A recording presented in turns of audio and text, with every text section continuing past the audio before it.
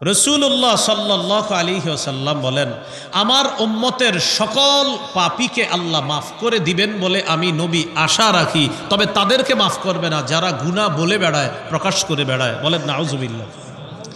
এবার নবী বলেন, আমার উম্মতের অনেক ব্যক্তিরা রাতের বেলা গুনাহ করে, গুনাহ করার পর সকালবেলা যখন ঘুম থেকে ওঠে ওর গুনাহের উপর আল্লাহ একটা পর্দা ফালায় রাখছে। আল্লাহ একটা পর্দা ফালায় রাখছে যে ও গুনাহটা করছে, থাক কিছুদিন পরে আমার কাছে মাপ চাইবে, আমি আল্লাহ ওরে মাফ করব, পর্দা ফালায় রাখছে। নবী বলেন, ও বোকার মতো সকালবেলা বন্ধুদের কাছে বলে বেড়ায়, আমিলতুল বারিহাতা কাযা ওয়া কাযা, দোস্ত গত রাতে আমি এই গুনাহ করেছি। যুবক ভাইয়ারা, আপনারা অনেকে বলে থাকেন এই কথা, কালকে এই নাটকটা দেখছি, সিনেমা দেখছি, তোদের কি অবস্থা দেখছিস নি? আপনি কি করলেন কাজটা? গুনাহ হয়ে গেছে, বাস গোপন রাখেন, আল্লাহর কাছে মাপ চান, মাফ করে দিবে। আপনি সবার কাছে বলে বেড়াইলেন, বোকার মতো এই কাজটা কেন করলেন? রব তো আপনার গুনাহের উপর পর্দা ফেলে রাখছিল, আপনি পর্দাটা উঠাইয়া দিলেন। নবীজি বলেন, ও কি কাজটা করলো? আল্লাহর পর্দা ও সরাইয়া দিছে, রবের পর্দা ও সরাইয়া দিছে। যেখানে রব পর্দা ফালায় রাখছে গুনাহের উপর, ও রবের পর্দাটা বন্ধুদের কাছে গুনাহ প্রকাশ করে পর্দাটা সরাইয়া দিছে। মন দিয়ে শোনেন, বর্তমানে আমরা গুনাহ প্রকাশ করি ফেসবুকে, গুনাহ করার পর ফেসবুকে স্ট্যাটাস দেয় যে এই নাটক সিনেমা দেখে আমার এই অভিমত। ডিয়ার ফ্রেন্ডস, তোমরাও তোমাদের অভিমতগুলো শেয়ার করে জানাও কেমন। আপনি সারা দুনিয়াকে গুনাহ শেয়ার করলেন। ইন্না লিল্লাহি ওয়া ইন্না ইলাইহি রাজিউন। যুবক ভাইয়ারা, যারা আপনারা ফেসবুকে গুনাহের স্ট্যাটাস দিয়েছেন, আজকে রিমুভ করে দেন, আজকে মুছে দেন। নতুন করে আপনার গুনাহের সাক্ষী আর বাড়ায়েন না, পায়া দড়ি আর বাড়ায়েন না, তাড়াতাড়ি না মুছে দেন, গুনাহের সাক্ষী বাড়ায়েন না। সহিহ মুসলিমের একটা হাদিস শোনার পর আপনি বুঝতে পারবেন যে গুনাহ গোপন রাখা কতটা জরুরি ছিল। কিয়ামতের ময়দানে আল্লাহ অনেক পাপীকে ডাকবে পর্দার আড়ালে, পর্দার আড়ালে নিয়ে আল্লাহ বলবে, আতারিফু যামবা কাযা ওয়া কাযা, আচ্ছা তুমি কি এই পাপ স্বীকার করছিলা তুমি? বান্দা বলবে, আল্লাহ হ করছি তো আমি এই পাপ। আচ্ছা, তিনবার আল্লাহ স্বীকৃতি নিবে, করছো? হ্যাঁ, মনে আছে তো ওই দিন অমুক জায়গায় সাভারে, অমুক জায়গায়, এই জায়গায় আশুলিয়া, করছো না পাপগুলা? আল্লাহ করছি আমি।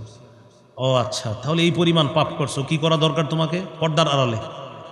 বান্দা চুপ।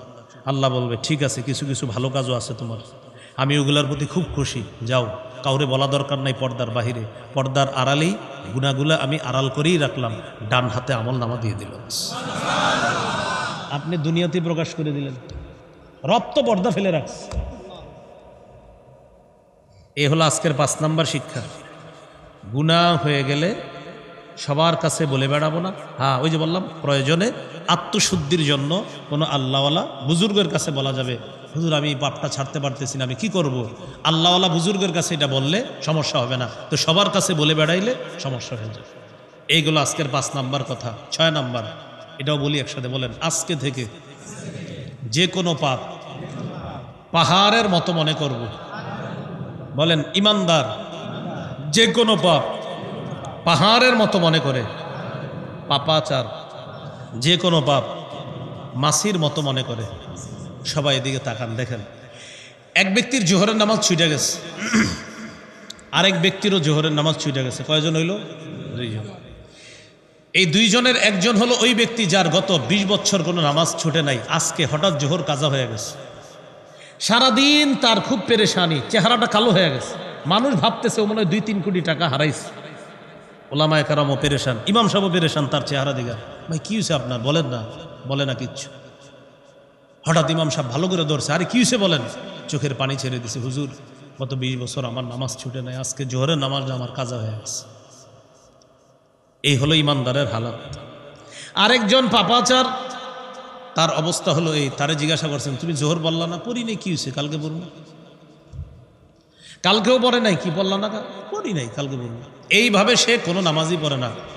নামাজ পড়ো, কয় শুক্রবারের নামাজ পড়ো। শুক্রবারেও জুমা পড়ে না। তখন আপনাদের এলাকার কেউ জিজ্ঞাসা করেন, ভাই তুমি তো জুমাও বললা না? পড়ি নাই, আগামী সপ্তাহে পড়বো। অর্থাৎ তার কাছে নামাজ পড়া না পড়া এগুলা কোনো ব্যাপার না। মাছি যেমন নাকের ডগার সামনে দিয়ে আসে আর যায়, এটা একটা মাছি আমার কাছে। আর ওই যে ইমানদার যার 20 বছর নামাজ ছোটে না, তাকে দেখলে আপনার মনে হবে যে এই দুনিয়ার সে সব কিছু হারায় ফেলছে এক ওয়াক্ত নামাজ কাজা হওয়ার কারণে। নবীজি বলেন, শোনো, তুমি গোস্ত রান্না করলে ঝোলটা একটু বাড়ায়া দিবা। সাহাবীরা অবাক, ঝোল বাড়ায়া কেন? নবীজি বলেন তোমার প্রতিবেশীর নাকে গোস্তের ঝোলের গ্রান যাবে, তারপর তারও মন চাইবে গোস্ত খাইতে। হয়তো তুমি গোস্তের টুকরা তার জন্য পাঠাতে পারবা না, হয়তো তোমার সামর্থ্য কম, অন্তত একটু ঝোল পাঠায়া দিও যেন সে ঝোল ভিজিয়ে ভাত বা রুটি খেতে পারে। কিন্তু তুমি গোস্তের ঝোলের গ্রান দিয়ে কোনো প্রতিবেশীকে কষ্ট দিবা, আমার উম্মত ঝোলের গ্রানে তার কষ্ট হবে, আমি নবী তো এটা সহ্য করতে পারি না। দেখছেন মুমিন কারে বলে নবী শিখাচ্ছে। সাথে সাথে নবী বললেন, যদি তুমি মনে করো প্রতিবেশীকে দিবা না, তাহলে গোস্ত এমনভাবে রাঁধতে হবে যেন গ্রান বাহিরে না যায়। হয়তো তুমি গ্রান বাহিরে নিবা না, এমনভাবে রান্না করো, আর যদি গ্রান বাহিরে যায় তো আমার উম্মতকে তুমি কষ্ট দিও না, তার জন্য পাঠাও। আব্দুল্লাহ ইবনে ওমর রাদিয়াল্লাহু তাআলা আনহুর একটা বর্ণনা শোনাই। আপনি ফল ক্রয় করে বাড়িতে ঢুকছেন, ফল, প্রতিবেশীর একটা বাচ্চা ছেলে আপনার ফল দেখছে, আপনি ঘরে গিয়ে আপনার বাচ্চাকে ফল কাইটা তার হাতে দিছেন, তরমুজ অথবা কমলার কোয়াটুয়া বা একটা আপেল কাইটা দিছেন। তো বাচ্চাদের অভ্যাস হইল আপনার, ওরা এক জায়গায় বসে থাকে না, খালি দৌড়। তো ফলটা হাতে দিছেন, দৌড়ে বাহিরে এসে পড়ছে। প্রতিবেশীর একটা ছোট সন্তান আপনার ছোট সন্তানের হাতে ফল দেখছে, দেখার পর ওর মনে মনে আসছে, ওর আব্বা ফল আনছে, আমার আব্বা ফল আনে নাই। আল্লাহ রসুল সাল্লাল্লাহু আলাইহি ওয়াসাল্লাম এটা সইতে পারে না যে আমার কোনো উম্মতের ছোট শিশু সন্তান তোমার শিশু সন্তান দেখে কষ্ট পাবে, আমি নবী তো এটা সইতে পারি না। তাহলে কি করবা? কয় ফল তুমি ঘরে নেও এমনভাবে যেন কেউ না দেখে, আর যদি মানুষকে দেখাও তাহলে আমার উম্মতের জন্য পাঠাও, তাদেরকে কষ্ট দিতে পারবা না। তাই তরমুজটা যখন ঘরে নিবেন যদি দেখায় নেন পাঠায়া দেন, আর যদি বলেন আমি কাউরে দিব না, কালো একটা পলিথিন দিয়ে নেন যেন বুঝতে না পারে এটা কি তরমুজ না ফুটবল। কথার কথা। এই জন্য আপনি রসুল সাল্লাল্লাহু আলাইহি সাল্লাম দেখেন কোথায় কিভাবে কথা বলে, আল্লাহ রসুল কিভাবে আমাদেরকে মুমিন হওয়া শিখাইতেছে। এই যে বড় একটা বাড়ি, বড় বাড়ি আছে না? এখন বলেন ৩-৪ তলা বাড়ির পাশে একতলা বাড়ি আছে কিনা বলেন সবাই। রাসূলুল্লাহ সাল্লাল্লাহু আলাইহি সাল্লাম বলেন, তুমি যখন বড় বাড়ি করবা প্রতিবেশীর একটু বইলা নিও। হুজুর এটা কেন? তুমি বড় বাড়ি করলে তোমার বাড়ির কারণে ওর বাতাস বন্ধ হবে, আমার উম্মতের বাতাস তুমি বন্ধ করবা কেন? ওর একটু বইলা নিও। যদিও জায়েজ আছে, কিন্তু নবী শিখাইতেছে খাঁটি মুমিন কাকে বলে।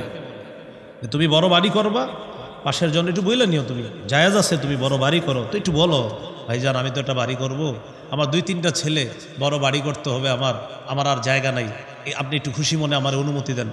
ওই ব্যক্তি বলবে, আরে ভাই আপনার জায়গা আপনি বাড়ি করবেন। তখন বলবেন, ভাই হাদিসে আসছে বড় বাড়ি করে যেন আপনার বাতাসও আমি বন্ধ না করি, তো আমার বাড়ি উঠলে তো অন্তত এক পাশের বাতাস আপনার বন্ধ হবে, ভাইজান মাফ করে দিয়েন। উনি কত খুশি হবে, আপনার জন্য দোয়া করবে। রসুল আমাদেরকে শিখাইতেছে খাঁটি মুমিন কাকে বলে। এই হলো 3 নম্বর, ওয়া আহসিন ইলা জারিকা তাকুন মুমিনা। তুমি প্রতিবেশীর সাথে উত্তম আচরণ করো, খাঁটি মুমিন হয়ে যাবা। 4 নম্বর, ওয়া আহিব্বা লিন্নাস মা তুহিব্বু লিনাফসিকা তাকুন মুসলিমা। তুমি নিজের জন্য যা পছন্দ করো অপরের জন্য সেটা পছন্দ করবা, তুমি খাঁটি মুসলমান হয়ে যাবে। আসেন খাঁটি মুসলমান হওয়া শিখি। একটু আগে শিখলাম খাঁটি মুমিন হওয়া, এখন শিখবো খাঁটি মুসলমান হওয়া। আপনি এই রাস্তা দিয়ে হাঁটতেছেন, হাঁটার সময় হঠাৎ কলার একটা সিল্কা আপনার পায়ের নিচে লাগছে, লাগার পর আপনি পড়ে গেছেন, পিছলে পড়ে যাওয়ার পর উপরে তাকাইছেন, তাকায় দেখেন এক বাসার জানালা খোলা। এই বাসার কেউ কলা খাইয়া জানালা দিয়ে মনে হয় সিল্কাটা ফেলাইছে। দাঁড়া, আপনি কি করলেন? কলার সিল্কাটা ওদের বাসার মেন গেটে রেখে আসছেন। কেন? এই বাড়ির কয়েকজন কলার সিল্কায় পিছল খেয়ে পড়বে, তারপর বুঝবে কলা খাওয়ার মজা। আল্লাহ রসুল বলেন, তুমি খাঁটি মুসলমান হও নাই। তুমি এটা কি করলা? তুমি কলার সিল্কায় আসলে পড়ে গেলা, তুমি এই জন্য আরেক মুসলমানের জন্য তুমি এটা অপেক্ষা করবো। আচ্ছা, আরেকটা বলি, রাস্তা দিয়ে হাঁটতেছেন, আপনার পায়ের নিচে একটা ইটের টুকরা লাগছে, উপরে তাকায় দেখেন ছাদে কাজ হইতেছে, এই ছাদ থেকেই পড়ছে মনে ইটের টুকরা। কি করব? আচ্ছা, কয়জন আছে দেখি রাজমিস্ত্রি? 4-5 জন। দাঁড়া, তোদেরকেও এটার উপরে পড়াবো। আপনি ইটের কয়েকটা টুকরা বাসার সামনে রাইখা দিচ্ছেন, নিয়ত হলো ওরাও যেন ইটের টুকরার উপরে পাড়া দিয়া বুঝে ইটের টুকরা পড়লে কি মজা। আপনি খাঁটি মুসলমান হতে পারেননি। সহিহ বুখারীর বর্ণনা, রাসূলুল্লাহ সাল্লাল্লাহু আলাইহি সাল্লাম বলেন, কলার সিলকাটা আপনার পায়ের নিচে লাগার পর, ইটের টুকরাটা আপনার পায়ে বিদ্ধ হওয়ার পর, কাটার ওই সামান্য অংশ আপনার পায়ে বিদ্ধ হওয়ার পর, আঘাতজনিত ছোট্ট কিছু আপনার পায়ে বিদ্ধ হওয়ার পর, আপনি যদি এই নিয়তে সরিয়ে দেন যে আমার কোনো মুসলমান ভাই বোন যেন কষ্ট না পায়, রাসূলুল্লাহ সাল্লাল্লাহু আলাইহি ওয়াসাল্লাম বলেন গফারাল্লাহু লাহু মা তাকাদ্দামা মিন যামবি, আল্লাহ তাআলা তার আগের সব গুনাহ মাফ করে দেন। অথচ আপনি উল্টাটা করলেন। তাহলে আজকে আমরা শিখে ফেললাম, খাঁটি মুমিনও হবো আমরা ইনশাআল্লাহ, খাঁটি মুসলমানও হবে ইনশাআল্লাহ। তাহলে বলেন, কষ্টদায়ক বস্তু পায়ের নিচে থাকলে আরেকজনের অপেক্ষা করব কষ্টের, না সরিয়ে দিব? আল্লাহ আমল করার তৌফিক দান করেন। 5 নাম্বার, ওয়ালা তুকসিরিদ দিহকা ফাইন্না কাসরাতাদ দিহকি তুমিতুল কলবা। বেশি হাসবা না, বেশি হাসি অন্তরকে মৃত বানায়া দেয়। তাহলে এই হাদিসের 5টা শিক্ষা আবার বলি। 1 নাম্বার, তুমি হারাম কথা, কর্ম, কাজ, খাদ্য থেকে বাঁচো, তুমি শ্রেষ্ঠ আবেদ হবা। 2 নাম্বার, তুমি আল্লাহর ফায়সালাটা মেনে নাও, আল্লাহ তোমার যা দিছে এটাতে তুমি খুশি হও, মনের দিক থেকে ধনী হবা। 3 নাম্বার, প্রতিবেশীর সাথে উত্তম আচরণ করো, খাঁটি মুমিন হবা। 4 নাম্বার, তুমি নিজের জন্য যা পছন্দ করো অপরের জন্য সেটা পছন্দ করবা, খাঁটি মুসলমান হবা। 5 নাম্বার, তুমি বেশি হাসবা না, বেশি হাসি অন্তরকে মৃত বানিয়ে দেয়। আল্লাহ কথাগুলা মানার তৌফিক দান করেন। তাহলে এই হাদিসে আমাদের মূল শিক্ষা, হারাম থেকে বাঁচতে হবে। আসেন মূল আলোচনায় চলে আসি। 4টা কথা বলছি। নগদ গুনাহগুলো আজকে ছেড়ে দিব। 2, নতুন করে গুনাহের কাছে যাব না। 3 নাম্বার, কবিরা গুনাহগুলো ছেড়ে দিব। 4 নাম্বার, হারাম কাজ গুনাহ ছেড়ে দিয়ে আল্লাহর শ্রেষ্ঠ আবেদ হওয়ার চেষ্টা করব ইনশাআল্লাহ। 5 নাম্বার আলোচনা, এটা আমার সাথে বলেন। বলেন, আমাদের কখনো কোনো গুনাহ হয়ে গেলে সবার কাছে বলে বেড়াবো না। যদি এমন হয় গুনাহটি আমি ছাড়তে পারি না, তাহলে কোনো আল্লাহওয়ালা বুজুর্গ আলেমের কাছে ব্যক্তিগতভাবে পরামর্শ করতে পারবো, সবার সাথে না, শুধু একজন আলেমের সাথে। কথা বুঝে আসছে? মানে আপনি একটা গুনাহ ছাড়তে পারতেছেন না, অনেক দিন হয়ে গেছে, আল্লাহরে শুধু আপনি বলতেছেন, আল্লাহ আমি তো গুনাহটা করি, কি করব, পারতেছেন না ছাড়তে, আবার করে ফেলতেছেন আবার। তখন সবাইকে না বলে কোনো আল্লাহওয়ালা বুজুর্গকে বলেন, হুজুর আমি তো গুনাহটা ছাড়তে পারতেছি না, আমি আসলে এখন কি করব। তার সবক অনুযায়ী আপনি চলার চেষ্টা করেন। তাহলে কি শিখলাম? 5 নাম্বার, গুনাহ কখনো হয়ে গেলে সকলকে বলে বেড়াবো না, প্রয়োজনে ব্যক্তিগতভাবে কাউকে বলবো। মনে থাকবে তো ইনশাআল্লাহ? সহিহ বুখারীর বর্ণনা, قال رسول الله صلى الله عليه وسلم كل উম্মতি মুআফান ইল্লাল মুজাহিরিন। রাসূলুল্লাহ সাল্লাল্লাহু আলাইহি ওয়াসাল্লাম বলেন, আমার উম্মতের সকল পাপীকে আল্লাহ মাফ করে দিবেন বলে আমি নবী আশা রাখি, তবে তাদেরকে মাফ করবে না যারা গুনাহ বলে বেড়ায়, প্রকাশ করে বেড়ায়। বলেন নাউজুবিল্লাহ। এবার নবী বলেন, আমার উম্মতের অনেক ব্যক্তিরা রাতের বেলা গুনাহ করে, গুনাহ করার পর সকালবেলা যখন ঘুম থেকে ওঠে, ওর গুনাহের উপর আল্লাহ একটা পর্দা ফালায় রাখছে। আল্লাহ একটা পর্দা ফালায় রাখছে যে ও গুনাহটা করছে, থাক কিছুদিন পরে আমার কাছে মাপ চাইবে, আমি আল্লাহ ওরে মাফ করব, পর্দা ফালায় রাখছে। নবী বলেন, ও বোকার মতো সকালবেলা বন্ধুদের কাছে বলে বেড়ায়, আমিলতুল বারিহাতা কাযা ওয়া কাযা, দোস্ত গত রাতে আমি এই গুনাহ করেছি। যুবক ভাইয়েরা, আপনারা অনেকে বলে থাকেন এই কথা, কালকে এই নাটকটা দেখছি, সিনেমা দেখছি, তোদের কি অবস্থা দেখছোস নি? আপনি কি করলেন কাজটা? গুনাহ হয়ে গেছে, বাস গোপন রাখেন, আল্লাহর কাছে মাপ চান, মাফ করে দিবে। আপনি সবার কাছে বলে বেড়াইলেন, বোকার মতোই কাজটা কেন করলেন? রব তো আপনার গুনাহের উপর পর্দা ফেলে রাখছিল, আপনি পর্দাটা উঠাইয়া দিলেন। নবীজি বলেন, ও কি কাজটা করলো? আল্লাহর পর্দা ও সরাইয়া দিছে, রবের পর্দা ও সরাইয়া দিছে। যেখানে রব পর্দা ফেলায় রাখছে গুনাহের উপর, ও রবের পর্দাটা বন্ধুদের কাছে গুনাহ প্রকাশ করে পর্দাটা সরাইয়া দিছে। মন দিয়ে শোনেন, বর্তমানে আমরা গুনাহ প্রকাশ করি ফেসবুকে, গুনাহ করার পর ফেসবুকে স্ট্যাটাস দেয় যে এই নাটক সিনেমা দেখে আমার এই অভিমত। ডিয়ার ফ্রেন্ডস, তোমরাও তোমাদের অভিমতগুলো শেয়ার করে জানাও কেমন। আপনি সারা দুনিয়াকে গুনাহ শেয়ার করলেন। ইন্না লিল্লাহি ওয়া ইন্না ইলাইহি রাজিউন। যুবক ভাইয়ারা, যারা আপনারা ফেসবুকে গুনাহের স্ট্যাটাস দিয়েছেন, আজকে রিমুভ করে দেন, আজকে মুছে দেন। নতুন করে আপনার গুনাহের সাক্ষী আর বাড়ায়েন না, পায়ে ধরি আর বাড়ায়েন না, তাড়াতাড়ি না মুছে দেন, গুনাহের সাক্ষী বাড়ায়েন না।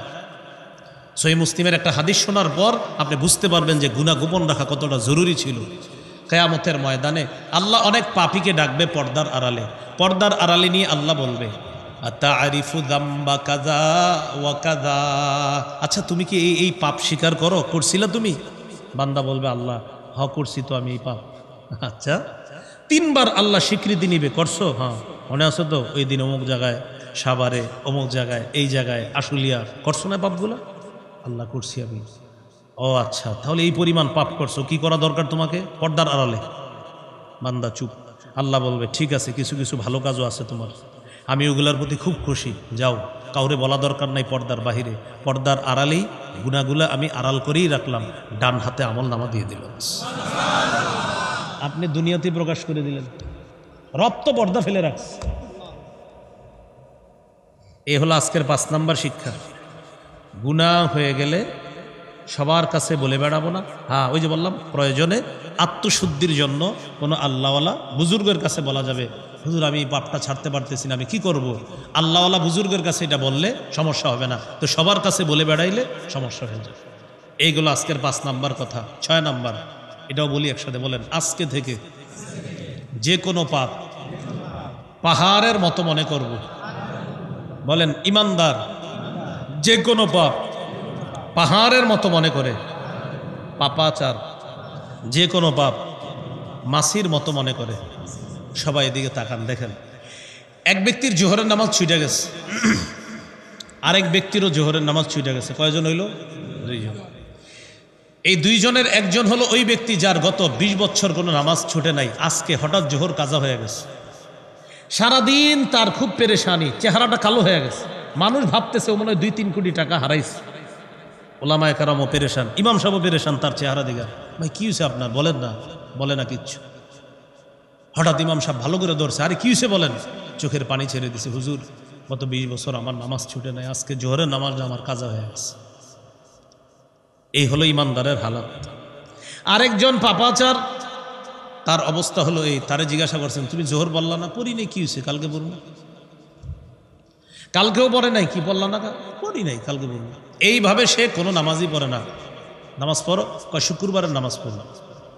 শুক্রবারেও জুমা পড়ে না। তখন আপনাদের এলাকার কেউ জিজ্ঞাসা করেন, ভাই তুমি তো জুমাও বললা না? পড়ি নাই, আগামী সপ্তাহে পড়ব। অর্থাৎ তার কাছে নামাজ পড়া না পড়া এগুলা কোনো ব্যাপার না। মাছি যেমন নাকের ডগার সামনে দিয়ে আসে আর যায়, এটা একটা মাছি আমার কাছে। আর ওই যে ইমানদার যার 20 বছর নামাজ ছোটে না, তারে দেখলে আপনার মনে হবে যে এই দুনিয়ার সে সব কিছু হারায়া ফেলছে এক ওয়াক্ত নামাজ কাজা হওয়ার কারণে। এটাই বুখারীতে আসছে। আব্দুল্লাহ ইবনে মাসউদ রাদিয়াল্লাহু তাআলা আনহু বলেন, ইন্নাল আবদাল মুমিনা ইয়ারা যুনুবাহু কাআন্নাহু কাঈদুন তাহতা জাবালিন ইয়াখাফু আন ইয়াকা আলাইহি। ইমানদার গুনাহকে মনে করবে পাহাড়, এই পাহাড়ের নিচে আমি বসা, পাহাড় আমার উপর পড়বে, আমি যে কোনো সময় ধ্বংস হয়ে যাব। ওয়া ইন্নাল ফাজিরা ইয়ারা যুনুবাহু কাযুবাবিন মাররা আলা আনফিহি। পাপাচার গুনাহকে মনে করে মাছির মতো, মাছি নাকের ডগার সামনে দিয়ে যায় আর চলে আসে, কোনো ব্যাপার না। তাহলে ইমানদার গুনাহকে মনে করে বিশাল বড় পাহাড়, পাপাচার গুনাহকে মনে করে এটা একটা মাছি, এটা কোনো ব্যাপার না, এটা ব্যাপার না। আল্লাহ আমাদেরকে বুঝার তৌফিক দান করেন। এগুলো আজকের 6 নাম্বার কথা।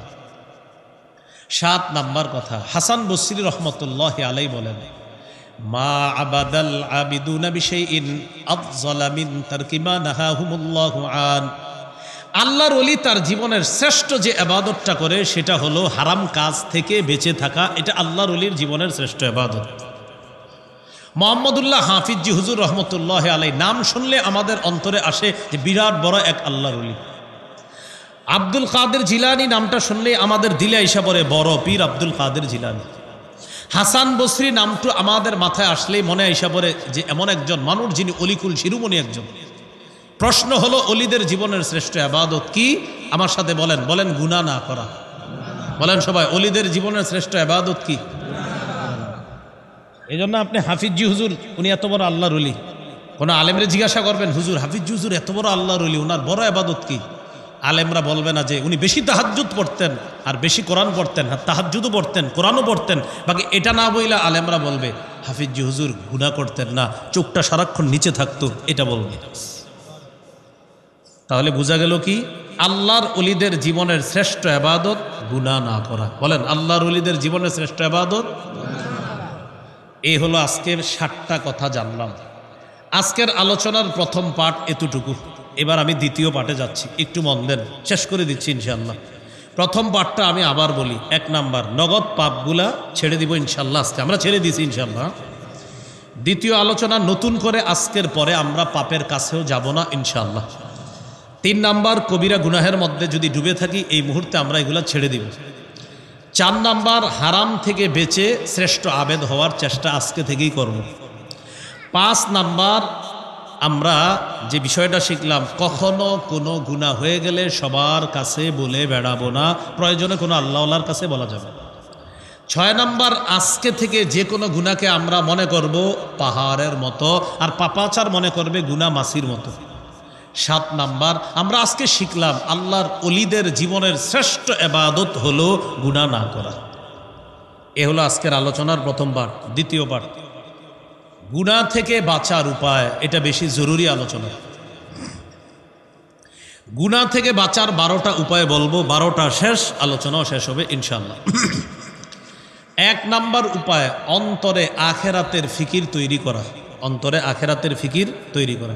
আমার দিকে তাকান, চলেন কিছুক্ষণের জন্য ফিকির তৈরি করি। দেখেন, তাকান এদিকে, সবাই তাকান, সবাই তাকান। আমরা এখন আখেরাতের ফিকির তৈরি করব। বুখারীর বর্ণনা, রাসূলুল্লাহ সাল্লাল্লাহু আলাইহি সাল্লাম একটা চতুর্ভুজ আঁকলেন। এটা কি বোঝ? কই অঙ্কের ছাত্ররা কোথায়? এসএসসি তো চলতেছে মনে হয়। এটা কি বোঝ? চতুর্ভুজ। এই চতুর্ভুজটা আঁকার পর দেখেন আল্লাহ রসুল মাঝখান থেকে একটা বড় দাগ দিছে। এই দাগটা চতুর্ভুজের বাহিরে নিছে। তাহলে আবার বলছি, চতুর্ভুজ মাঝখানে একটা দাগ দিছে। দাগটা ভিতরে আছে না বাহিরে? তাহলে চতুর্ভুজ থেকে একটা দাগ দিয়ে বাহিরে নিয়ে আসলেন। বাহিরে যে দাগটা আনলেন, এই মাঝখানের দাগটার আশেপাশে, মানে এই দাগগুলোর ভিতরে মাঝখানের দাগের আশেপাশে ছোট্ট ছোট্ট অনেকগুলা দাগ দিস। এবার নবীজি বললেন, শোনো, এটা হলো মানুষ। বলেন, এটা হলো কি? মানুষ। আর এই চারপাশের যে দাগগুলা দেখলা, এটা মানুষের জীবন। বলেন, এটা কি? মানুষের জীবন। মাঝখানে যে ছোট্ট ছোট্ট দাগগুলা দিছি, এগুলা হলো বিপদ আপদ। মানুষ আজকে বিপদে পড়ে একটা, আবার শেষ হয়, আবার কালকে আসে। এইভাবে তার জীবনে বালা মুসিবত আসে, আবার ভালো অবস্থা আসে। এইভাবে মানুষের জীবন। তাহলে দেখেন, মানুষের জীবন, মানুষের বালা মুসিবত, আর এটা হলো মানুষ। মানুষ যে দাগটা দিছে নবীজি, দাগটা কি চতুর্ভুজের ভিতরে না বাহিরে? বাহিরে। এবার দেখেন, নবীজি বলেন, মানুষের এই চতুর্ভুজের বাহিরে যে দাগটা দিলাম, এটা হলো মানুষের আশা। এটা কি বলেন তো? এবার তাকায় দেখেন তো, জীবনটা চতুর্ভুজ, এবার দাগটা কি আশার ভিতরে না বাহিরে? এই দেখেন, জীবনের বাহিরে আশা। এই যে মানুষের আশা হলো বাহিরেরটা। তাহলে বলেন তো, আশাটা কি জীবনের ভিতরে না বাহিরে? নবীজি বলেন, মানুষ মারা যায়, আশাগুলা থেকে যায়। এই যে মানুষ, এই যে মানুষ টোটালটা, হ্যাঁ মানুষ, এই যে জীবন, মানুষের জীবন দেখেন। এবার আশাটা কই জীবনের ভিতরে না বাহিরে? নবীজি বলেন, জীবন শেষ, আশা এখনো এতটুকু বাকি।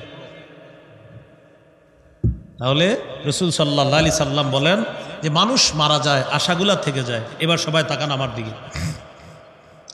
সাহাবীদেরকে নবী প্রশ্ন করলেন, তোমাদের কাছে তোমাদের সম্পদ বেশি দামি না ওয়ারিসের সম্পদ? সাহাবীরা চিন্তিত হয়ে গেলেন, কি প্রশ্ন করলো? আমাদের সম্পদ না ওয়ারিসের? সাহাবীরা চিন্তা করলেন, আমাদের সম্পদ ওয়ারিস পাবে কখন? আমি মারা যাওয়ার পর।